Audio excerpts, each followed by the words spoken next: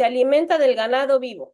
Regresa a Centroamérica una enfermedad que se creía erradicada y enciende las alertas en México. Bacon, el perro de terapia que transformó el apoyo emocional en el equipo de gimnasia de los Estados Unidos. Jeff, el caracol que ganó el curioso campeonato mundial de carreras de caracoles.